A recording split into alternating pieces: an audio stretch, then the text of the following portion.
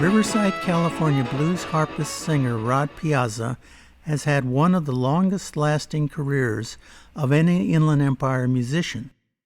He's been in bands from the mid-1960s to the present day. He has appeared on the cover of numerous blues music magazines over the decades and is a familiar presence in blues clubs and festivals throughout the world. In 1954, at the age of 7, Rod took up the guitar. In 1958, when he was 11, his older brother took him to see a concert by blues legend Jimmy Reed. Somehow the pair made it backstage where Reed gave Rod one of his old harmonicas. This chance meeting changed Rod's mind about what instrument and music to pursue. While Rod was a student at Ramona High School in Riverside, he joined his first band, the Mystics. He sang and played harmonica. The group's name was inspired by the Van Morrison Them song, Mystic Eyes. Piazza's next band was the House of DBS, DBS standing for Dirty Blues Sound. They appeared in the Los Angeles area, hoping to get noticed and signed by a record company. In July 1967, the House of DBS opened for the West Coast pop art experimental band at the Genesis 9 Club in L.A. Their hard work paid off in August 1967 when one of their Genesis 9 concerts received a rave review in the underground newspaper, the Los Angeles Free Press. Following this review, Piazza and the band were signed by ABC Bluesway Records. Not long after, the House of DBS's name was changed to the Dirty Blues Band. Among their label mates were such blues legends as John Lee Hooker, B.B. King, Jimmy Reed, Otis Spann, and T-Bone Walker. They released 2 LPs with the label.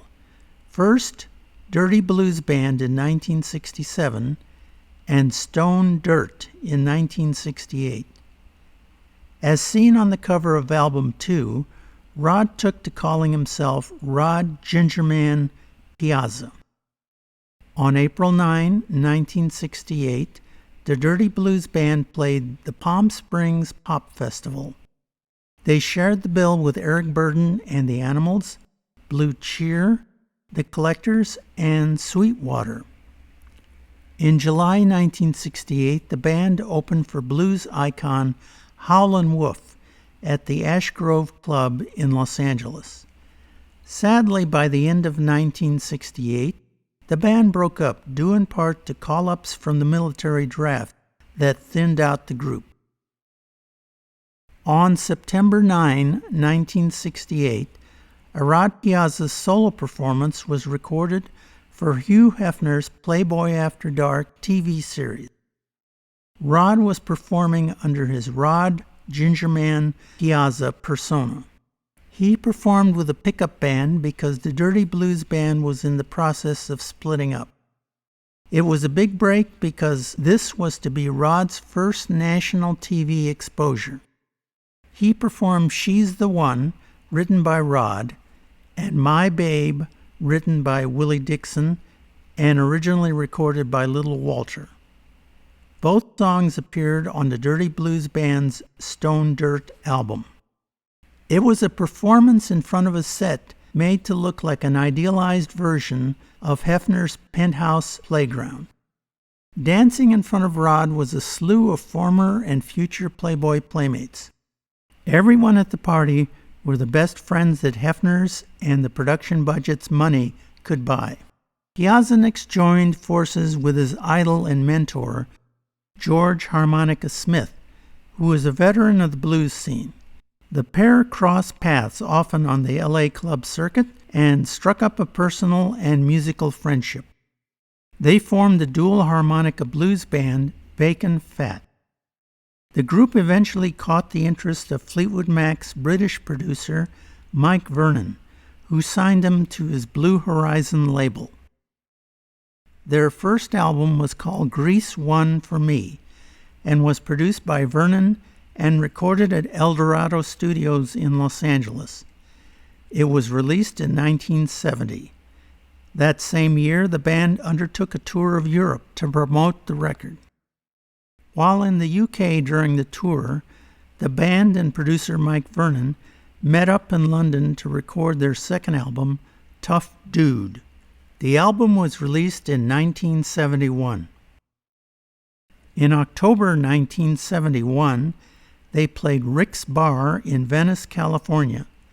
It was a 3-night stand at the Blues Supper Club. Later that year, the Bacon Fat Band broke up.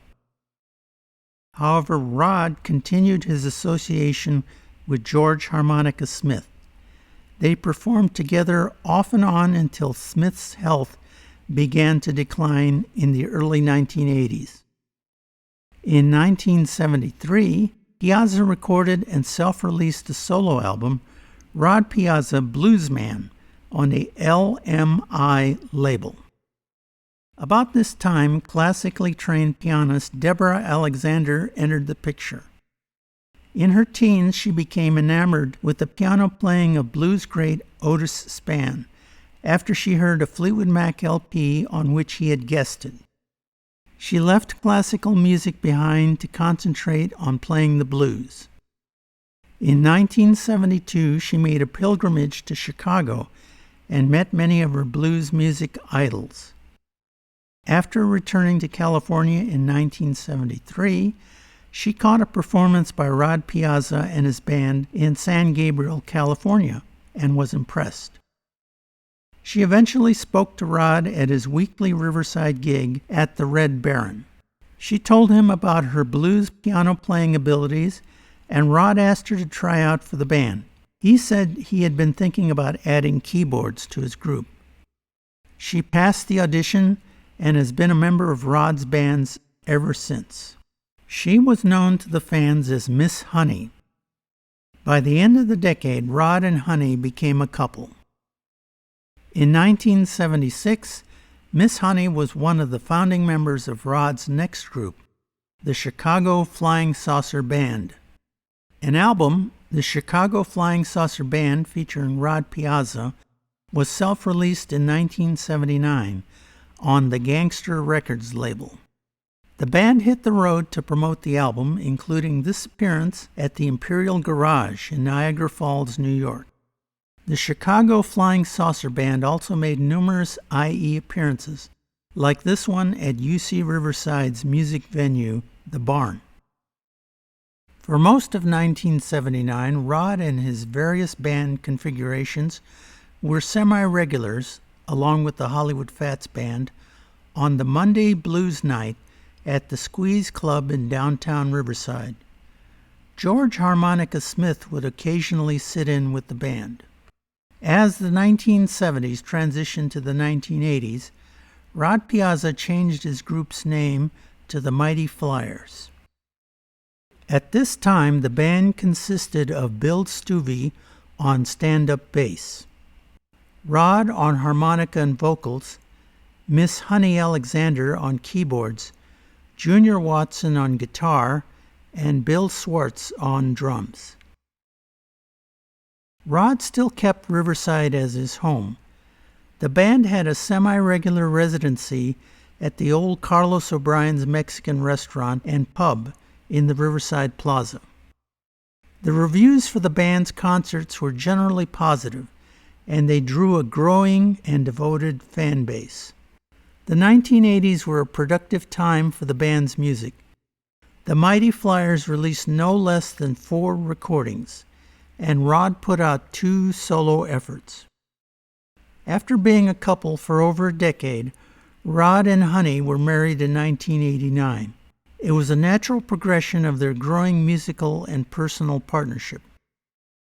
In the 1990s, the band became known as Rod Piazza and the Mighty Flyers.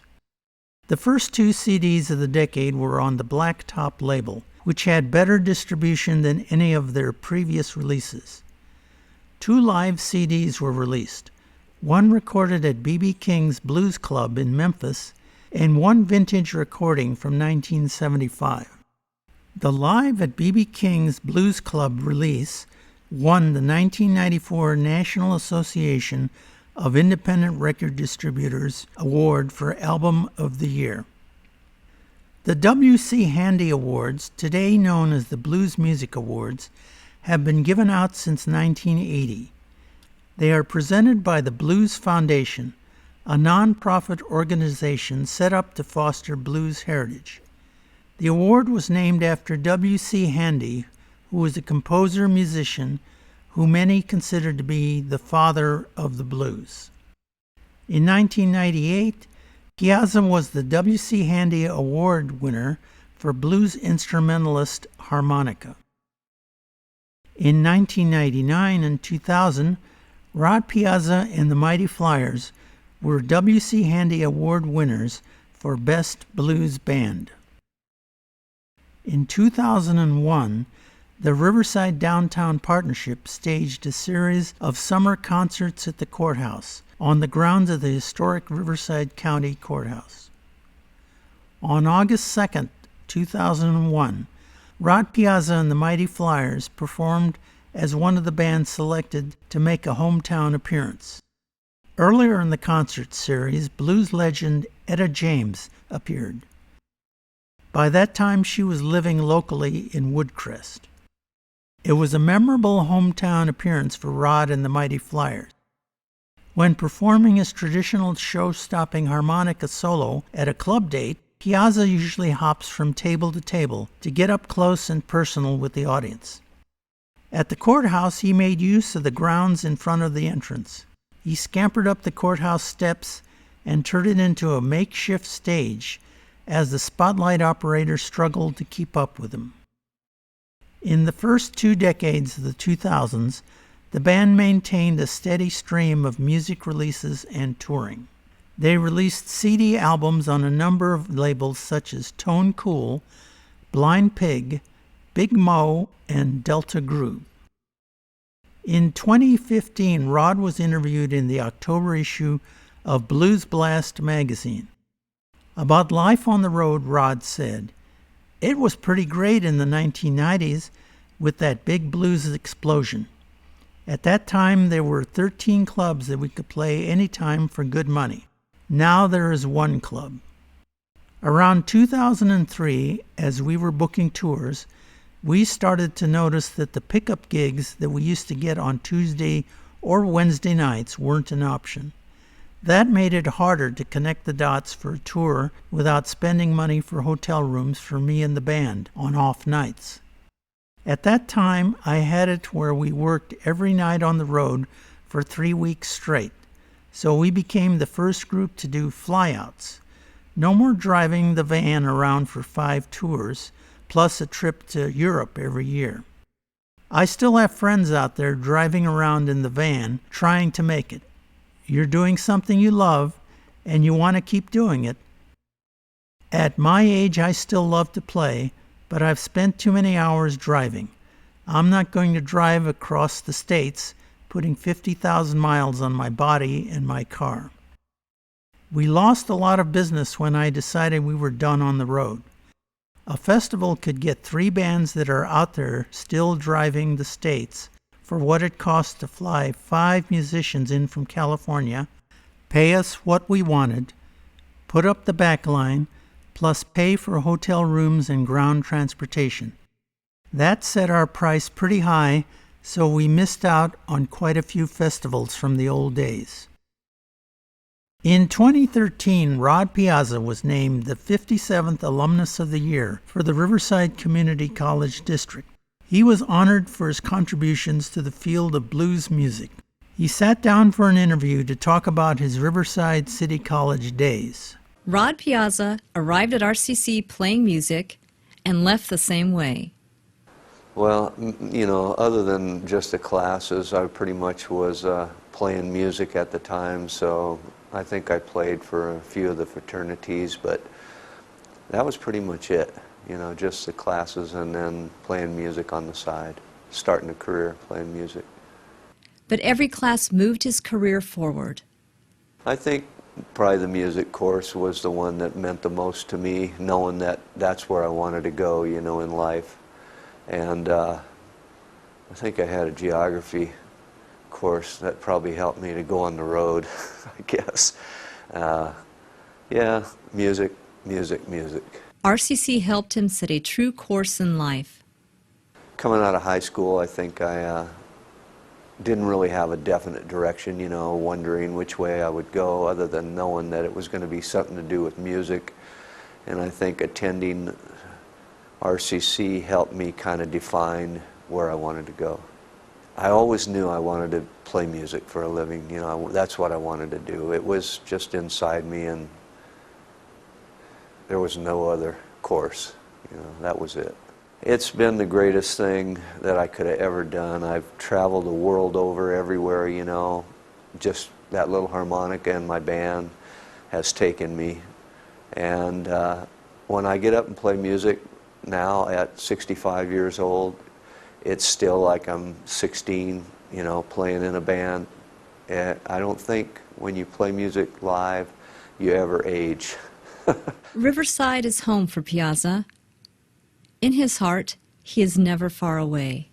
Victoria Avenue or whatever, the trees, you know, the whole history of Riverside is just something that's ingrained in me. And I've stayed a lot of other places, you know, in my career for a short time, but I've always, for some reason, wanted to come home to Riverside.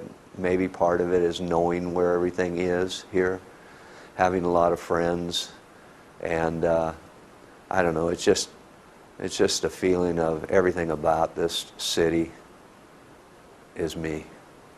In 2017, Rod Piazza was honored twice in the same day by both the Riverside Board of Supervisors and the Riverside City Council. He was recognized for being a native Riversider that made a significant contribution to music by championing the musical genre known as the West Coast Blues. The music is a hybrid type of blues influenced by jazz and jump blues, with strong piano-dominated sounds and jazzy guitar solos. When Rod accepted the 2 awards, he was accompanied by daughter Maya. In 2020, Rod Piazza and the Mighty Flyers took their first extended break from performing due to the COVID-19 pandemic. In 2021, they resumed their concert performances, but are now semi-retired, generally limiting their appearances to locations close to the Inland Empire.